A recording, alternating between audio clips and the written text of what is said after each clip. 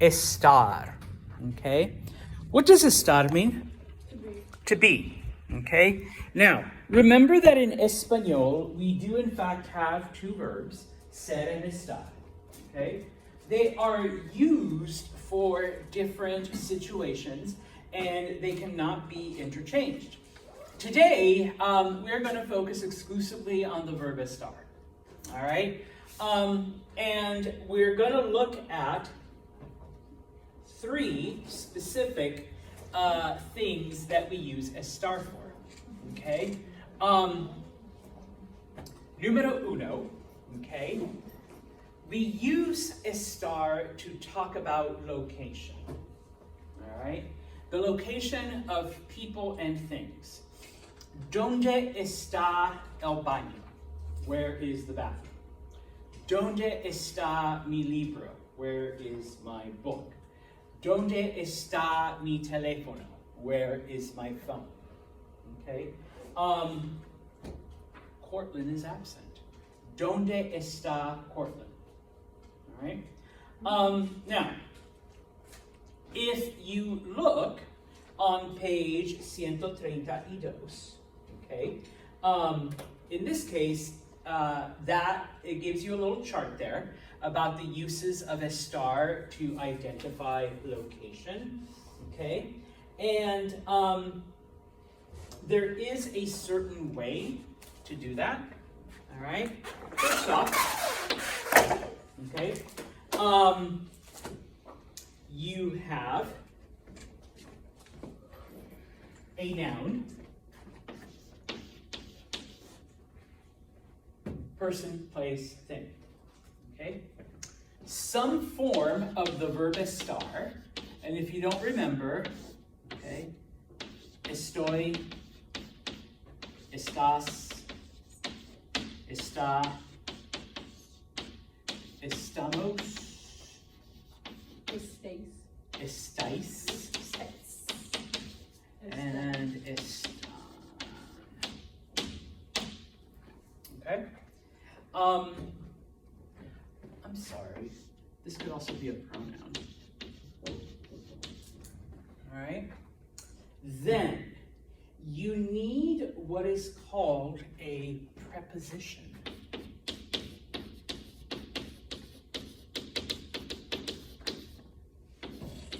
Specifically, a location one. Now, when I was learning English grammar, okay, my teacher taught me that a preposition is anything that a squirrel does to a tree.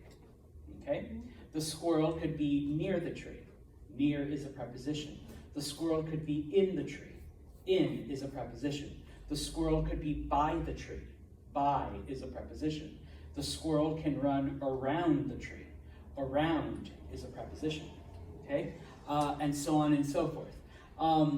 I know not all of you are going to get into like grammar and are a nerd like Santos, but prepositions basically describe the location of one thing in relationship to another. Okay? I am in front of Ty. In front of is a preposition. Okay? I'm far away from Sarah Michelson. Yo estoy al lado de Ashira. Muy bien. Al lado de, next to. Okay? Me es un zorro on a bridge. That's what mi madre taught me prepositions with. A fox on a bridge? Yeah, like Okay. it's under the bridge, it's on the bridge. A it's zorro around the fox. bridge. See. Yeah, I learned squirrels and trees. Same idea, same ¿Cómo se concept. dice squirrel en español? Ardilla. Huh? Ardilla. Ardilla. A-R-D-I-L-L-A. Ardilla. Okay? Muy bien. And so, okay. And then finally, okay, you have your other noun or pronoun. Okay? So, using the example that has already been used by some of your classmates, all right, Ty está al lado de Ashira. Okay? Now, I could also say something like yo, which means I, that's a pronoun, Yo estoy, which one do they teach you? Delante de, in front of, la clase. Yo estoy delante de la clase. I am in front of the class. Okay? If you look then at the chart at the bottom, these are the prepositions of location that you would use typically to describe where one thing is in relationship to something else. Okay? So al lado de, next to, cerca de, close by or near, con, with, debajo de, under or below, delante de, in front of. Just know that I am going to be saying enfrente de, because that's what they say in Mexico. So I apologize if I confuse you a little bit. Ty? Mi español profesora viejo taught us song for the locations. Yo no canto, I don't sing. You don't sing? No. Come on, Santos. Ashira? Como se dice teach? Enseñar. I learned that. I do remember that. I do remember that now. Dentro de, inside of. Con acento, sí. Sí, it's the ñ. Detrás de, behind, en, which is in or on, okay? Encima de, on top of, entre, between or amongst, lejos de, far from, and then sobre, which means on or over. Now, you could literally say, el teléfono está en la mesa. The phone is on the table. El teléfono está encima de la mesa. Okay? On top of. El teléfono está sobre la mesa. It is on the table. Each one of those basically means the same thing. Ty. Yo estoy sobre la silla. It would be more your en la silla, because sobre la silla you'd have to be floating over it when it has to do with humans. But humans can't levitate. I know, that's why it's impossible. That's why it's en. Okay? Como se dice above? Quiero dice el teléfono es above. In this case, you could either say sobre. Sobre? Okay. Oh, because it's floating. Yeah. I guess that makes sense. Okay. Now, here's where the fun starts. Look at con. All right? Donde está la con? All right? What does con mean? With All right? If you ever want to say that someone is with me, okay? So, Alina está con, if I wanted to say like she's with me, all right? Con, you would not say con yo. conmigo. Con, yeah, it's a weird one. You have to add me, but then you have to add go. All right? And it actually becomes one word. Yeah. Conmigo. We knew Okay. that. That's smart. Oh, okay, so you've done it. Yes. All right? Conmigo. The other one is with Contigo. Muy bien. If I'm saying, when Ty calls up and says, where's Alina? I was like, isn't she with you? She's supposed to be with you. Alina está contigo. I feel like those ones are easy to remember. And it comes as one word. Because Because they I sound so fun and so much like English. Mhm. yeah. For all of the other ones, you just use el, ella, usted, nosotros. You Right. can hear that in a lot of songs that have like the Spanish remixes that are within them. Ven conmigo despacito. Yes, Yeah. I used that word on one of my final exams because Despacito. yeah, because it means slowly. So I'd be like to my teacher, despacito, por favor. Repitan. No, same. I thought it. See, My teacher told me that that's one way to say it, but that's not the way she wanted me to say it, and she taught me the other version of saying slowly, but I still use despacito because Justin Bieber. usually más despacio, por favor, but if you say despacito. Yeah, so she taught me, but that wasn't as fun. That's fine, okay?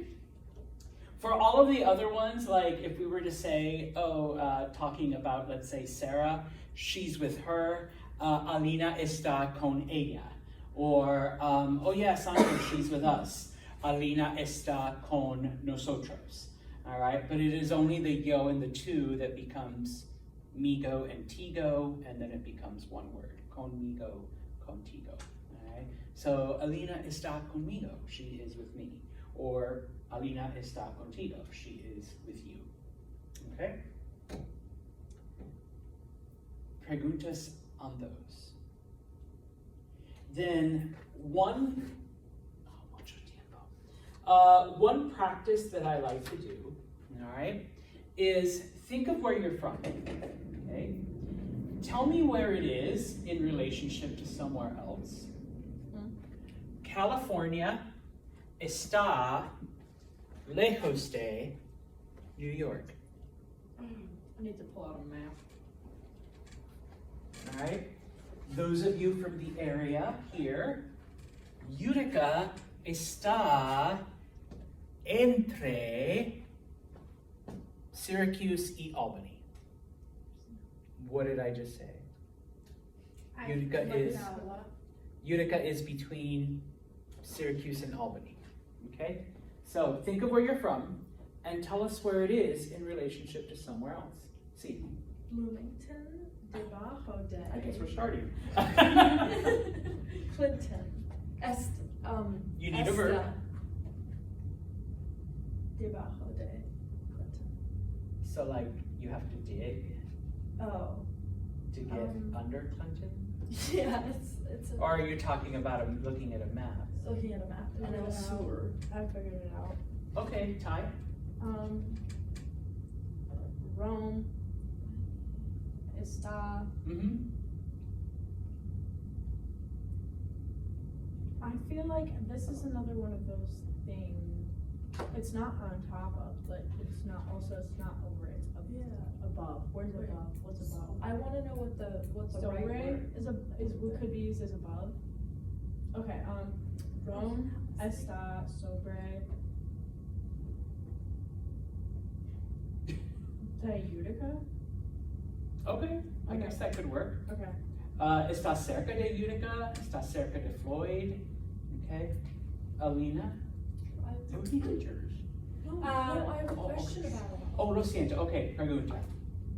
So debajo de is wrong. What would be correct? It wouldn't be wrong. I'm just teasing you. But I mean, technically, if you're just describing it, unless it's understood that you're referring to a map, it literally means it's like an underground city type of thing.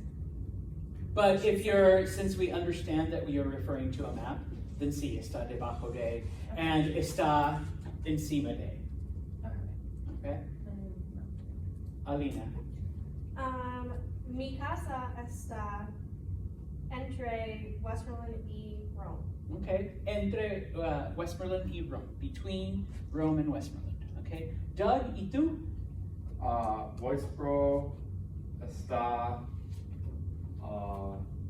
entre New Hartford y Erskine. Muy bien. Okay, I'm gonna assume you're right because I don't go to places with the name White in it. It's just asking for trouble. No. You're like, we're not all like I that. mean, Whitesboro? Okay. The town is- Whitesboro, Whitestown. Yeah, we made like Comedy Central and like late night shows. Is that actually why Yeah. they're named that? I don't know, but I'm not gonna find out. It's like Hugh White Well, I mean, Whitesboro. No, they made the late night shows a few years ago because their town symbol is like a guy choking an Indian. Oh, yeah, it is. You're not kidding. Just They just moved the arms. They move the hands away from the neck to the shoulder. So it's not strangling killing him. him. Yeah, so. In Rome, we have a children's school that literally is still open to this day, and it still has segregated entrances on it.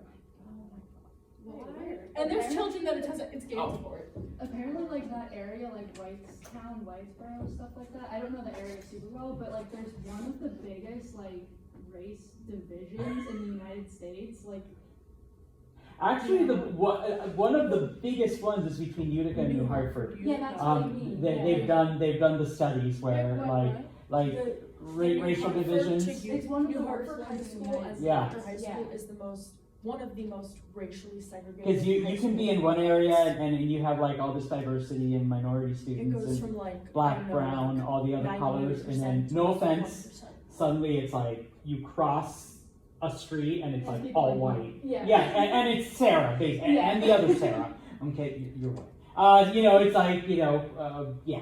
Okay, so, anyways, enough about sociology. Por favor, where are you from and where is it? Utica está dentro de la Valle Mohawk. Ah, dentro de, inside the Mohawk Valley. Muy bien. All right, new preposition. Señorita Purich. Utica está cerca de New Hartford. Sí, cerca, right next to it. Sierra. Okay, so where are you from? Okay, so Waterville is your noun. Está is, and now you tell us where it is in relationship to somewhere else. So, cerca de, it's close to, lejos de, it's far from. What are some of our other ones? Encima de, on top of, if you're looking at a map. Okay, whatever. And then, of course, another town. Is Waterville the one, like, up by Lake Ontario? No, Isn't it down south? no, It's where? next to Brookfield, kind of near Clinton, too, like. Okay, so, oh wait, that's Watertown, sorry. Too many W's. Waterville está cerca de, close to, Clinton. All right, so that would be where it's located. All right, Señorita Michelson. Utica está lejos de Long Island. It is. Yeah. Sí, muy bien. Utica está lejos de Long Island. It's far away from us. Yeah, 5 hours later. I've been in a car for more than that. You're like, Santos, I can do it in 3. All right. Muy bien. Okay, now, the next thing that we use estar for. Don't worry, this won't be down for too long. All right, maybe. I'm going in the order, okay? Now, this slide is from a different thing that I've done, so it kind of separates them, but talking about health and talking about conditions. I like to summarize it as any physical, mental, or emotional condition. Anything that has to do with you physically, mentally, or how you're feeling, we use estar. Okay? And so, if you look on page 133 at the top, and I'm going to give you a couple other ones. Alina. Not Alina, Ashira. Damn, lo siento. And I don't get the Sarahs messed up, because I just call them by their last names now. I was taught that a star was sort of for things that you are temporarily, and Sarah's permanent. Is that I always got is that accurate? Is that accurate? I don't know. Is a lot of teachers That is one explanation that I don't like it when teachers do that. Because it is, no offense to your teacher, it is lazy teaching. No, I had really bad Spanish teachers. Well, and a lot of teachers have done it for years. Because, Literally none of them were fluent. well, one of the reasons why I don't like it is because the word for dead, muerto, you actually use estar. Because it's a health feeling. I was gonna say, to me, death seems pretty permanent. You never know. Alright. There's been some situations where it hasn't been. Yeah, fair enough. Like The Walking Dead, okay, but those are zombies. No. All right. Yeah, I don't deal with mummies and zombies and vampires, although those are technically undead, not dead. Now, the reason why is because yes, it is a physical condition. Sometimes Death is a physical condition. Sometimes people die and then they're revived, so it's a temporary physical condition. No, when you're dead, you're dead. No, Okay. your heart stops. Unless you're the undead. They Or brought like you're no, the they- near death they experience. bring people back. You can be. Anyways, we're not here to argue semantics. It's not semantics. It's like proven science. There's movies now. Look it up. Yeah, it's called The Walking Dead, and it's fiction. No. Now, where was I? If you look at the adjectives on page 133, and I also gave you some adjectives here. Only look at the adjectives. The other ones, well, you can use those too for other things. Okay? Now, what does como estás mean? How are you? How are you? Okay. If you took Spanish with me, Spanish 101, one of the first days I taught you bien, mal, así, enfermo, cansado. Here are more feelings now. Okay. All of the ones that end in O. Doug, those are for you. Ladies, change the O to an A. Okay. Aburrida, I am bored. Oh, and of course, you use estar. So yo estoy aburrida. Okay. Yo estoy cansada. Yo estoy contenta. Estoy emocionada. Okay. Estoy enferma. Estoy enojada. All right. Estoy furiosa. Estoy ordenada. Estoy preocupada. Okay. Estoy triste. Huh? Cruel's on here. That's not a condition. Why does it say for adjectives cruel? Where? Under magnificent. Oh, okay. Oh, you're looking at the other sheet. Oh, okay. I see. I'm reading this. Okay. Okay. Now, on the sheet, there are some adjectives that tend to fit, others that probably would not. Okay. So if one day Ashira está fabulosa, she's feeling fabulous. Okay. Or Alina is feeling fantastica. Okay. You could use some of those. All right. I'm not going to call anybody a stupido or a stupida. All right. Estoy desordenado todos los días. Okay. Now, that could be used to describe a person, although please remember that adjectives not only describe people, but places and things also. So, desordenado is more of a like a room, está desordenado, but I suppose if you'd like to use that for yourself also. What was the one? Oh, limpio, like I wouldn't say, Would there be a Alina word? está limpia. Would there be a word for like being messy? No, it's desordenado. Oh, so it's It is, but just not. I guess I'm just saying I wouldn't be mean enough to say that to someone. Oh, I was describing myself. Oh, okay. Then you can call yourself whatever. Yeah. I've called people sucio before, yeah. but literally because they were like working outside and have all kinds of dirt and shit on them, and I say no, it's not sucio. I Go call things hose yourself off before sucio. you walk in. And the little Colombian kids I babysit crack up. I think it's the funniest thing ever. Aw, ¿qué Oh, vamos a hacer? sucio. And they're like, Sucio. ha ha ha, your Okay. accent's so bad. Your accent's fine. Okay. They're really good. So, all right. Remember then, you are using it to describe either your physical, your emotional, or your mental condition, okay? And so you use a form of the verb estar, okay? Preguntas. Now, obviously, when you're talking about other people, let me take this down really quick. And here we have estar, okay? Yes, we practice just with ourselves, but,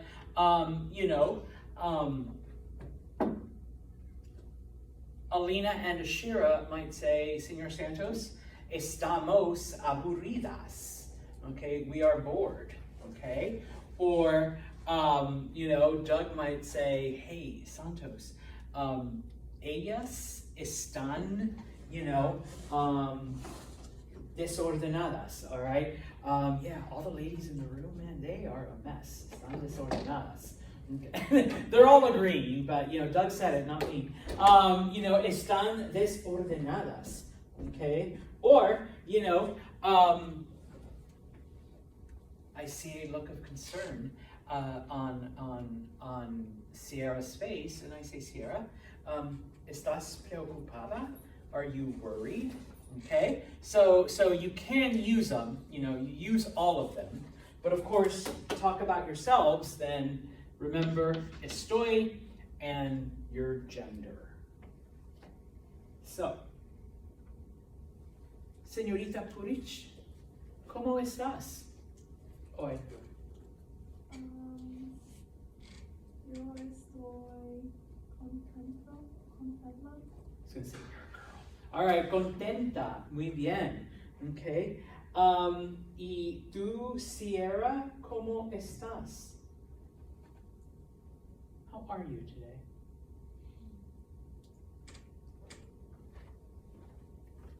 Estoy cansada. Okay, tired. Me too, yo también. All right. Lily, ¿cómo estás?